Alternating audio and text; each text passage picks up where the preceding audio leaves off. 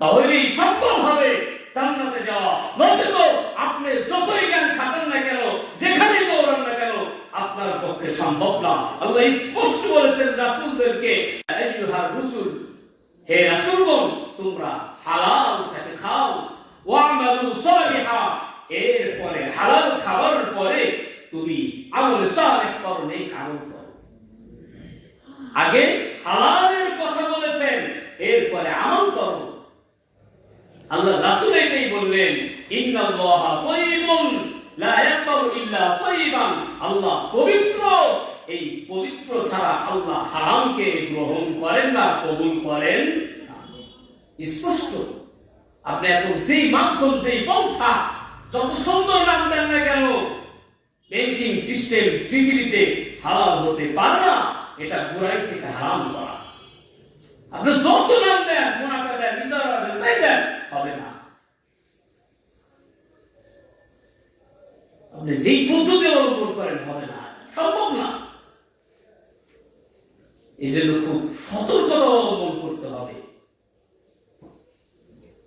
খুব জান্নাতে যেতে চাইলে জান্নাতে মানুষদের গুণগুলো আমার নিজের ভিতরে এক এক করে ঢুকাইতে হবে, তাহলেই সম্ভব। আর যদি এটা না পারি, আপনার যেমন ঘুমে দেখে, স্বপ্ন দেখে, ঘুম থেকে ওঠার পর সেটা বাস্তবায়ন হয় না, ঠিক আপনি ঘুমে দেখে স্বপ্নে দেখার মতো হবে। হারাম খাবেন আর চিন্তা করবেন জান্নাতে যাব, এটা ঘুমে যেমন স্বপ্ন দেখেন, ঠিক আপনার এই স্বপ্নটা, মনের আশাটা এমনই হবে। কিন্তু জাগ্রত থেকে আপনার স্বপ্ন দেখাটা হবে না। যদি জান্নাতের স্বপ্ন আমরা দেখতে চাই, জাগ্রত থেকে স্বেচ্ছায় সব বেড়েই দেখতে হবে, তাহলে আমার জান্নাতে যাওয়াটা যাবে।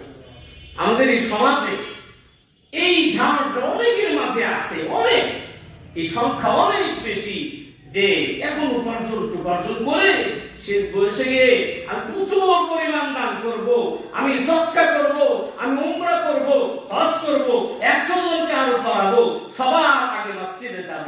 খোদার কসম করে বলছি, আপনার একটা সিজদা, একটা উমরা আপনি যাই করেন না কেন, একটাও আল্লাহ তো কবুল তো করানো দূরের কথা, তাকেও আল্লাহ দেখবেন না, তাকেও দেখবেন না।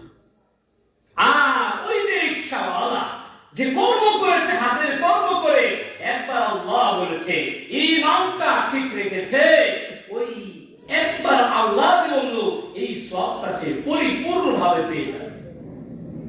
এজন্য উলামায়ে কেরাম বলেন, এটা হাদিস না, আমরা হাদিস নামে চালাইছি অনেকে, ইয়াফিকাল আমালুল কলিল, অল্প আমলই নাজাতের জন্য যথেষ্ট হবে। এটা কিন্তু হাদিস না। আমরা অনেকে হাদিস দিয়ে জানি, হাদিস না। অল্প আমলই নাজাতের জন্য যথেষ্ট হবে। মাফহুম সহিহ মাআল ইখলাস, ইখলাসের সাথে যদি কেউ অল্প আমল করে কিন্তু হারামের সাথে কোনোভাবেই জড়িত নাই, এই আমলই আল্লাহ তাকে জান্নাতের ফয়সালা করে দিবেন। এজন্য আমল বেশি দরকার না, হারাম থেকে বর্জন, হারাম থেকে বিরত থাকা যে অনেক বড় ইবাদত। একটা হারাম থেকে বিরত থাকা হাজার কোটি কোটি তাহাজ্জুদ নফল থেকে উত্তম। 2 রাকাত হাজার কোটি কোটি নফল তাহাজ্জুদ থেকে উত্তম একটা হারাম থেকে বিরত থাকা। এজন্য কোনোভাবেই হারামের কাজ লিপ্ত হওয়া যাবে না। হারামে যারা জড়িত আছে এদের সহযোগিতা করা যাবে না, এদের থেকে বিরত থাকতে হবে, এদের সব কিছু থেকে বিরত থাকতে হবে। সে আমার আপন ভাই হতে পারে, আমার চাচা হতে পারে, যদি আপনি জানেন যে হারামের সাথে জড়িত, তার বাসায় এক কাপ চা পর্যন্ত খাওয়া যাবে না। খুব কঠিন, খুব কঠিন, খুবই কঠিন।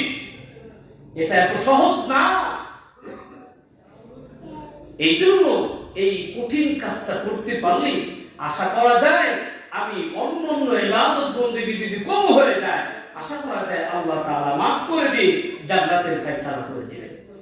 এই জন্য আমরা যেই কথাগুলো শুনলাম, এখান থেকে আমরা কি বুঝতে পেরেছি?